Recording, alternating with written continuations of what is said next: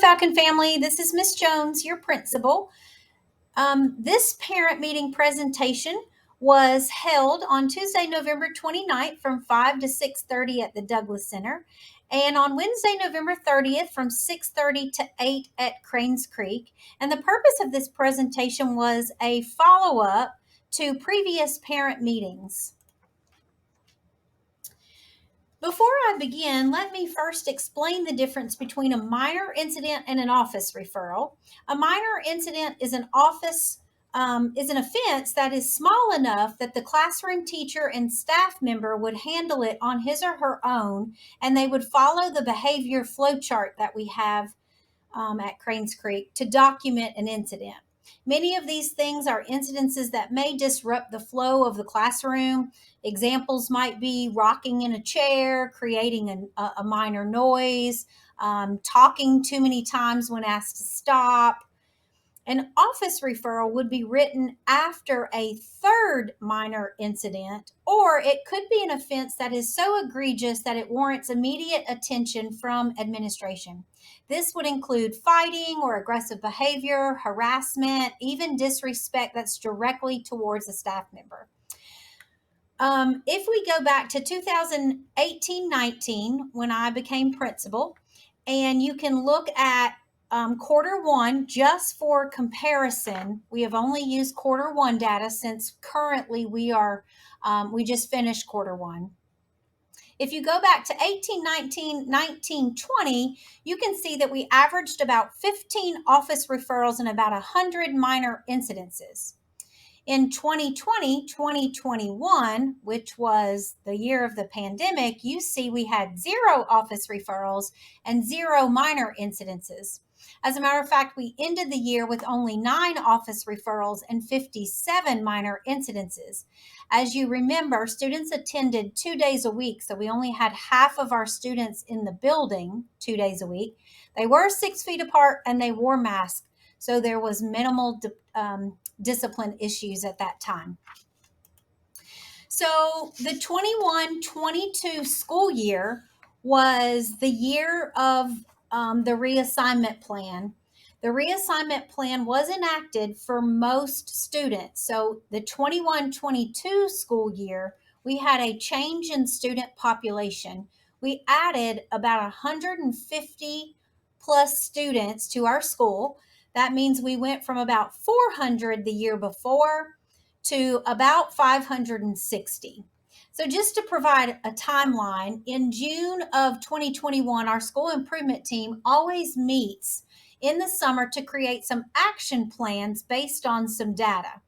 We knew that new students were coming to our school, and so we created some action plans to address the reassignment of those students to Cranes Creek and then develop our school improvement goals.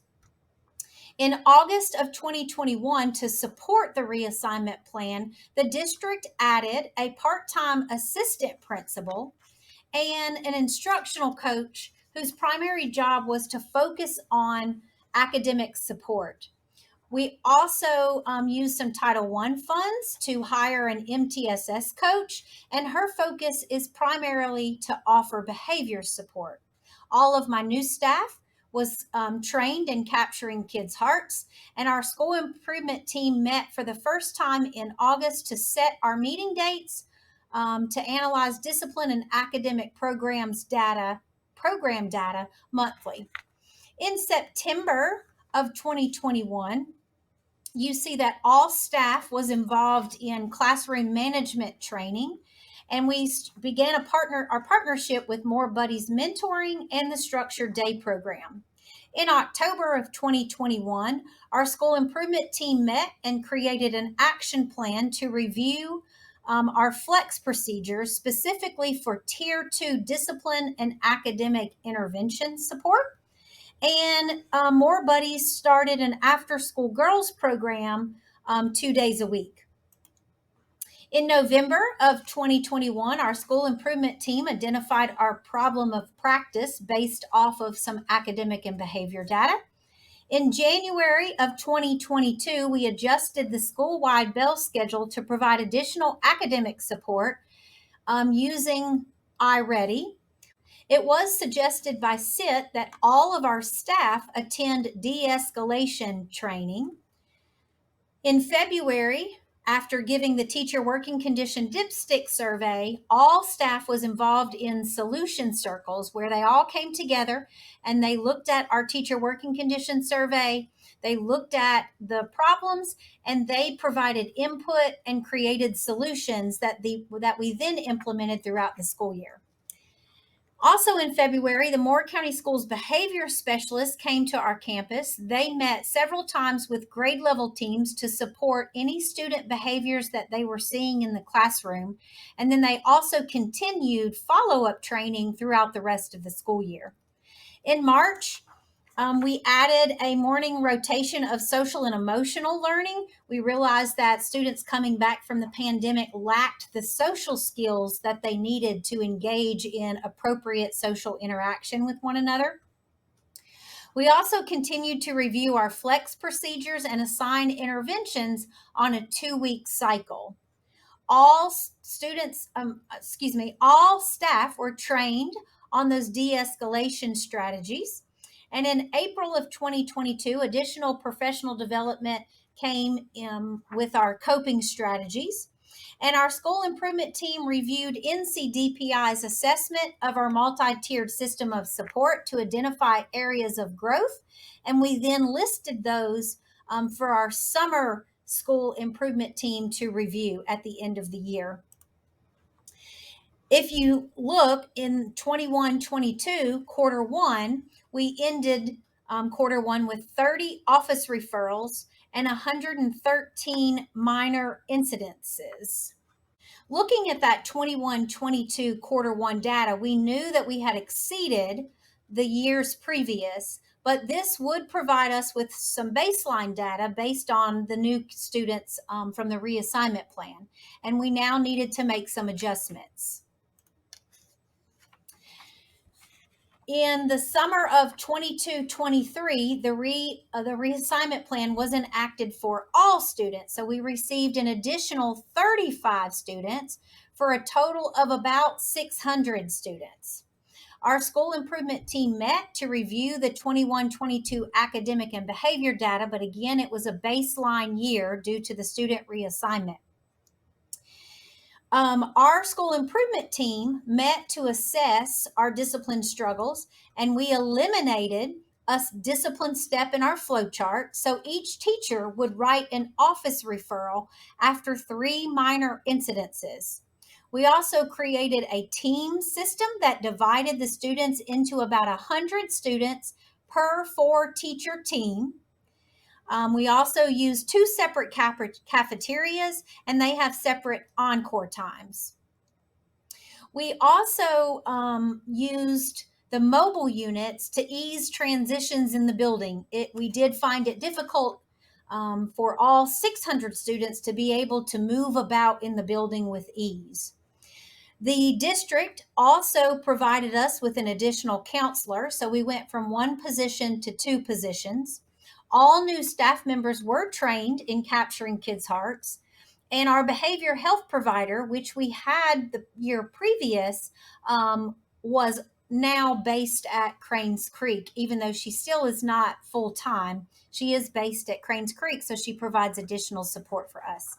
We also structured a problem-solving team to address student behavior, and our school improvement plan reviewed our processes and procedures with students using a hall pass or having Chromebook issues.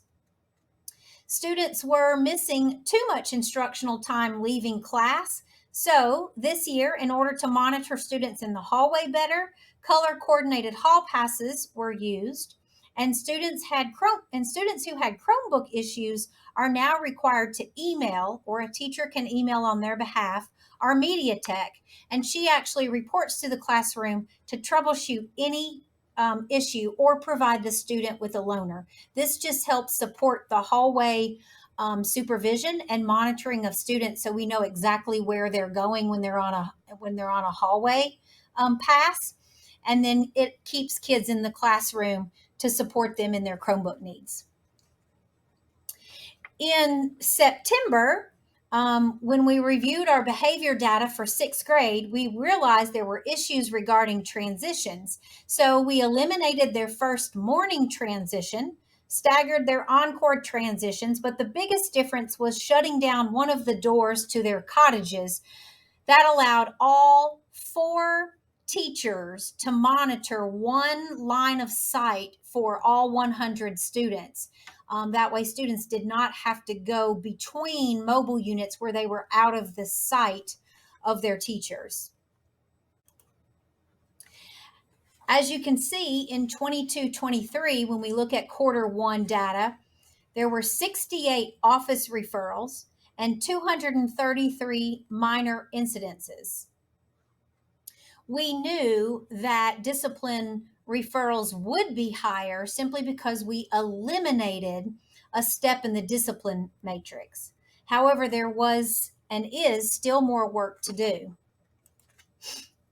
In October of 2022, we partnered with the CARE program, and they provide some small group instruction to a small group of girls.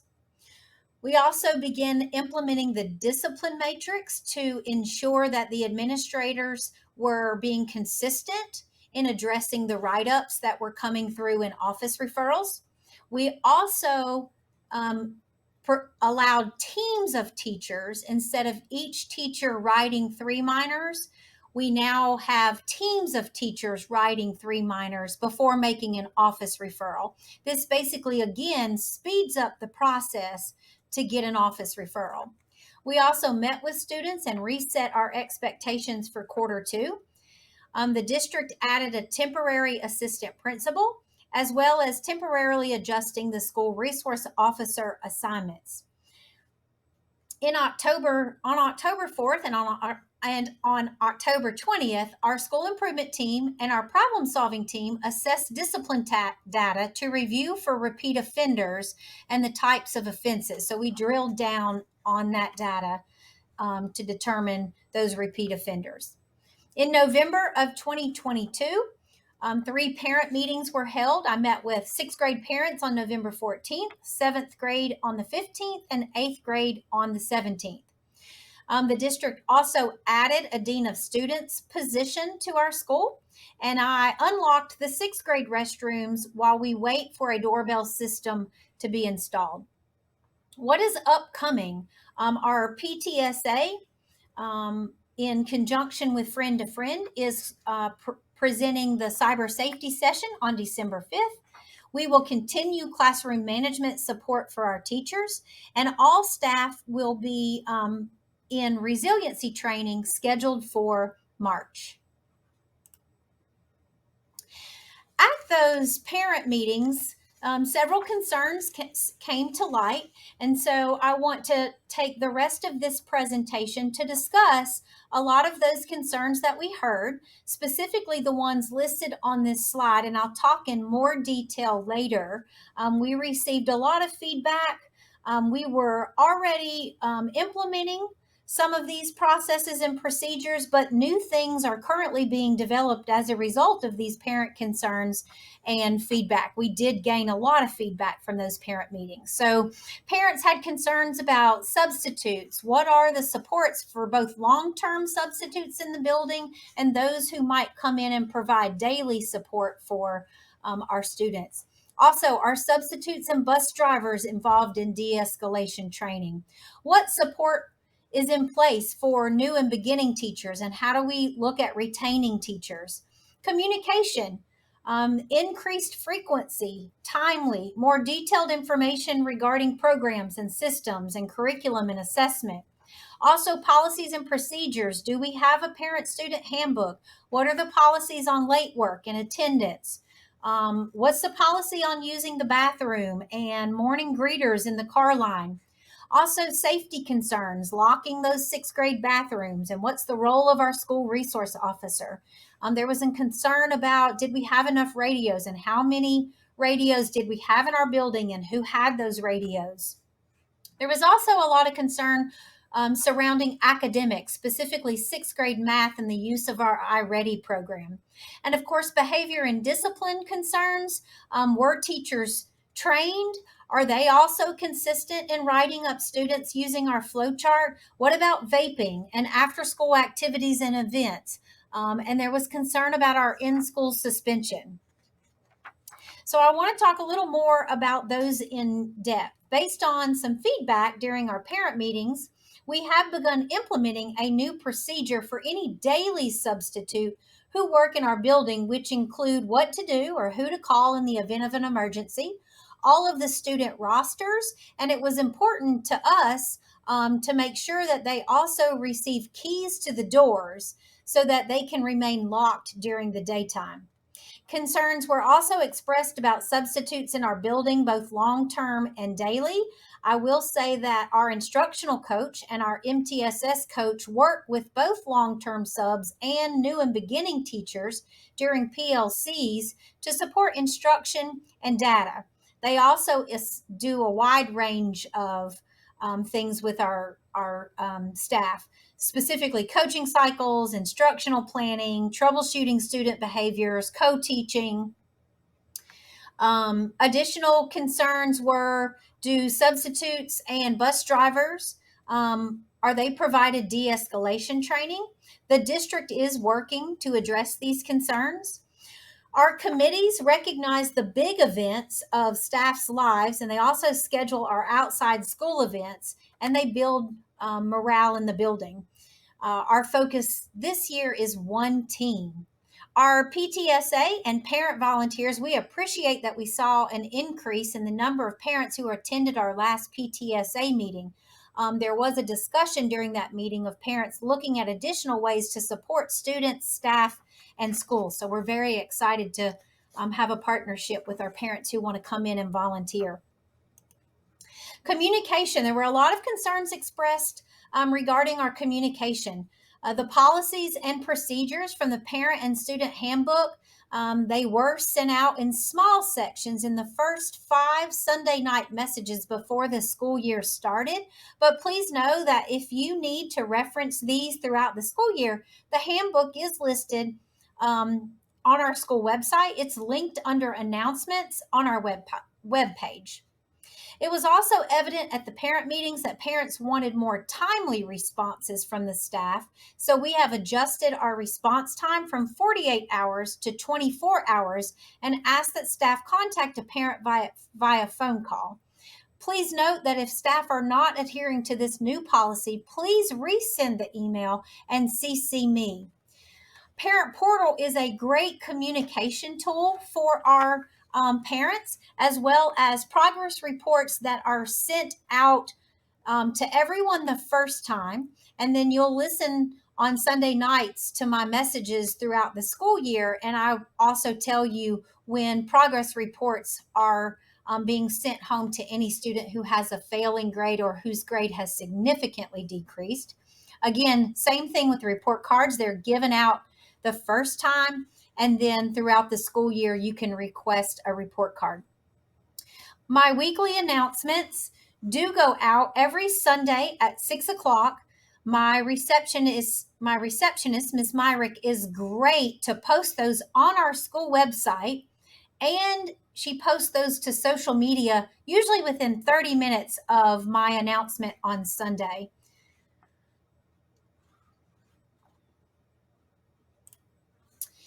This slide is communication, but I labeled it parent engagement because there was some great feedback from our parent meetings regarding what parents want and need in order to be informed of what's going on at Cranes Creek. While we do offer a rising 6th grade orientation and tour to discuss registration, we heard that parents wanted more specific information on our policies, our procedures, our learning platforms and technology, and curriculum and assessment. In regards to our learning platforms, you may see that teachers are listing the standards in the names of the assignments in both Canvas and PowerSchool. This is to support parents in knowing what their child is learning. Parents may take the content standard and then they can head over to the Moore County Schools curriculum website to see the forward-facing documents to see specifically what your child may be learning in their classrooms. iReady and check-ins may appear in the gradebook, but they will be exempted from your student's grade.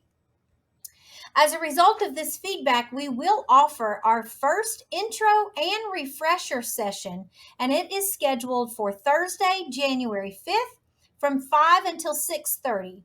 These three 30-minute sessions will focus on our policies, procedures, and processes, our learning platforms and technology, and curriculum and assessments. Parents and guardians may attend all of these or select certain sessions. Policies and procedures. These policies and procedures were reviewed during our work days before school started, so staff are expected to know and follow all of our policies and procedures. If a student is absent, in some cases, a student who arrives tardy or does not check into homeroom for attendance, in these cases, attendance might not be updated for a couple days. But a robocall has been going out at 6:15 to let parents know that their child was not in school. There was a lot of concern regarding the time frame of receiving that call. So we're going to work with our PTSA to determine the best time for our parents to receive that call. In middle school, if a student is present 51% of the day at any portion of that day, they are counted present. Our school improvement team reviewed some student academic data and identified an issue with students habitually turning in late work. This made it very difficult to correctly identify students for intervention and to accurately update grades weekly for both current and late work. So they voted to change the policy to require teachers to update grades each Monday by 4 o'clock for all work that is turned in on time. In addition, the team reviewed our Saturday school attendance and it has declined as a result of some transportation issues.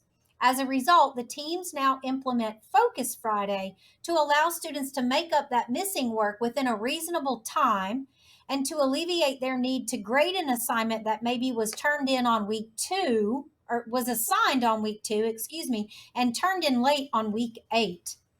Morning drop-off was expressed as a concern. However, between 7:35 and 7:55, our school counselors and many of our JS2S and Beta Club students are in the car line to greet students when they arrive to school each morning. Safety. Our school improvement team reviewed some observational data and our parents expressed concerns over our car line last year. So we did make those changes to our dismissal procedures. We opened up an additional car line for 6th grade. I've already discussed the 6th grade transitions. I've also discussed the hall pass. Our 6th grade bathrooms are now unlocked, and it does allow 2 boys and 2 girls from each team to have an approved hall pass at the same time. They can also go, any student can also go during PE or lunch without using the hall pass system. I also spoke about the Chromebook and technology cart. The number one role of our SRO, parents wanted to know what is the role of an SRO on campus. Obviously, the first and foremost goal is to ensure the safety of all of our students and staff. And they do that by being an advocate for our students. They build relationships with our students, they redirect them, they work with them to make better choices, and they are visible throughout our campus and in our building.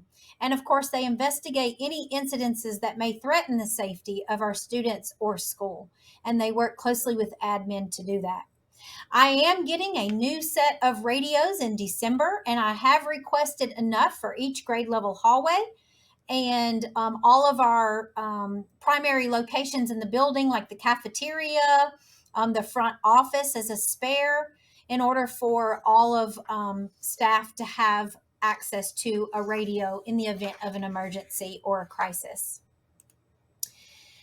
Our school improvement team developed our behavior matrix and behavior flowchart. Every classroom has a poster, and all staff and students were explicitly taught the procedures, expectations, behavior matrix, flowchart, and educator's handbook during the first 2 weeks of school, and we continue to review those throughout the school year. One concern expressed was the consistency of discipline when students were referred to the office. And so I spoke about that discipline matrix that's aligned to the code of conduct to ensure that we're all being consistent. We do use Educator's Handbook to track those discipline incidences. So at any time, a parent could request their student's discipline record, and we would pull that and provide you that from Educator's Handbook. Vaping has been an increased problem since the pandemic, so we will increase monitoring in our bathrooms. We'll continue to use the Aspire or cessation course to deter smoking. And one parent suggested that we research the vaping detectors. So we will be researching how much it would cost to put a vaping detector in each of our bathrooms. Students must earn the right to go to the PBIS celebration by meeting our behavior expectations. Based on feedback from some parent meetings, we have expanded these expectations to all after-school activities and events. So students may not attend an event after school if they have 3 or more write-ups or 1 office referral during the quarter. We also reviewed our ISS procedures, and since our coordinator is new, we've updated them to support a more structured approach for students who are assigned to ISS. We have moved that classroom out of the main hallway, and he's been working with Ms. Maynor in Student Support Services, and he has received an initial training, and follow-up training is scheduled throughout the school year. One of the concerns expressed was whether or not new teachers had the support they needed to manage their classrooms. Our leadership team ensures that throughout the year, staff are trained on effective classroom management strategies, and our new teachers are provided at the district training, de-escalation training. Most students comply with school-wide and classroom rules, but for students who struggle meeting those expectations, we have a problem-solving team that meets once a month, sometimes bi-monthly, to determine additional support for those students that might need additional support to meet those expectations. For example, we do partner with More Buddies, the care group, who come to school and mentor small groups of students during Flex. Just wanted to provide some data to finish up this presentation. In each classroom, this is the snippet of the behavior matrix that you would see. We don't hide this from staff. We don't hide this from students. At the bottom is our flow chart. Each classroom also has a social contract, and this supports consistency and expectations in the classroom. It also provides what consequences look like in the event that a student is written up as a minor. During our summer retreat, our school improvement team looked at discipline data and eliminated a step in our flow chart. Although our minor incidences and office referrals show an increase in quarter 1 from last year, from this chart you can see that we looked at fighting and physical aggression last year was at 46%. That's down to 23% this year. We are still working on disrespect of staff because we would like for that to be a much greater decrease, but we have decreased that from 13% to 10%. The chart at the top shows the number and percentage of repeat offenders in each grade level last year and this year. If you look at the 6th grade and 7th grade cohort, you see that our current 7th graders increased by 2%, but our current 8th graders decreased by 3%. What stood out to the school improvement team was the 6th grade repeat offenders at 19 students, or 10%. Implementing our reset policy for 6th grade transitions, after school events, and PBIS celebrations, we'll continue to monitor these students during quarter 2 to see if their behavior improves. This slide just shows the data. When we can deep dive into our data at the school improvement team meetings, we can determine our areas of improvement. And as you can see, when we looked at our 6th graders during hallway transitions quarter 1, we identified that students were getting written up a total of 15 times. After implementing our new transition procedures, you can see a huge improvement. We are currently sitting at 2, so we've decreased from 15 to 2, and we'll continue to monitor that success. You can see we started the year off great with rewarding PBIS points, and then we took a lull in November and December and increased again after the break. Our school improvement team took a look at this and wanted to be more consistent this year with rewarding those students who are meeting and exceeding expectations within our school. So we decided that we needed to focus more on the students who are displaying the appropriate behaviors in school and make sure we provide them with incentives that acknowledge they're meeting and exceeding our expectations. In terms of academics, there was a lot of concern about math and iReady. iReady assessments provide teachers with data regarding where skill gaps occur in reading and math. Check-in assessments provide teachers with data regarding the proficiency of students on the standards that have been taught so far in the school year. Both assessments may be entered into the gradebook, but they are exempted from the quarter grade. EOG grades using a bell curve will count for 15% of a student's final grade. This is a new district policy. In terms of CFAs, CFAs stand for Common Formative Assessments. They are short assessments administered every 2 weeks. They're based on learning targets, and they provide data to monitor a student's understanding throughout the instructional process of teaching a standard. If a student's not proficient, he or she is provided intervention during our flex period. All students who demonstrate proficiency may go to an enrichment class during that flex period. I do want to express some concerns about flex intervention. Flex assignments are not dependent on missing assignments. So if your student is missing several assignments, they may not be pulled for intervention. The Focus Friday was established for those missing assignments. Our flex is based on small learning targets and trying to intervene in time for that student to master or be proficient in a standard. One concern expressed was in 6th grade math, specifically teachers relying on iReady to teach math. The iReady program and the district math specialist suggest that students should be working in iReady about 45 minutes a week on average.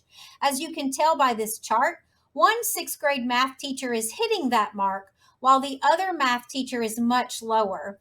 The district math specialist and our instructional coaches have begun a deeper dive into the types of lessons assigned in iReady, as well as conversations to ensure that lesson plans do contain direct instruction of the math standards, followed by some whole group and independent practice. iReady clearly is not meant to supplant, but supplement a teacher's curriculum and instruction. So we will continue to monitor that.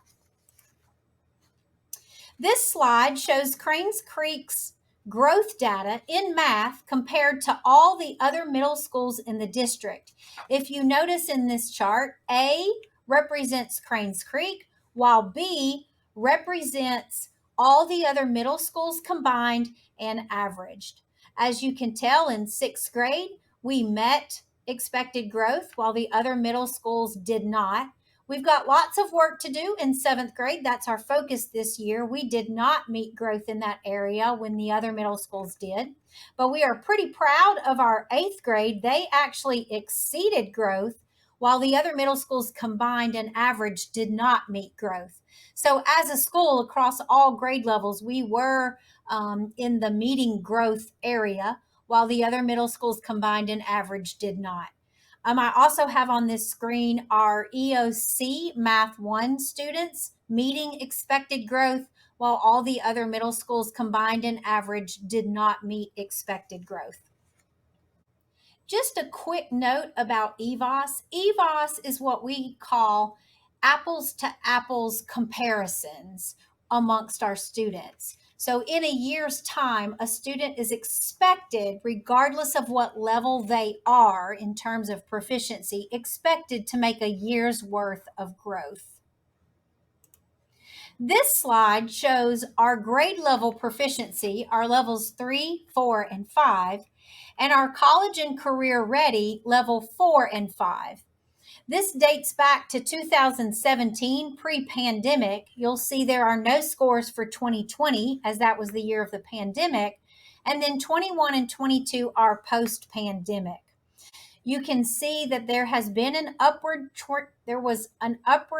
trend in both GLP and CCR from 17 to 19. But you can see after the pandemic, we clearly dropped and made growth again last year in the number and percentage of students who were grade level proficient and college and career ready. Not quite back to pre-pandemic numbers, but we continue to work on this daily. Just a quick slide on Save the Dates, our cyber safety parent student session, Monday, December 5th at 5:30. The next PTSA meeting, we'd love to have you attend. We will be electing new officers Monday, December 12th at 6 o'clock. And those parent engagement intro and refresher sessions suggested by several parents will be held Thursday, January 5th at 5 p.m. Please note that if you have any questions, feel free to email me or call me at the school. Thank you.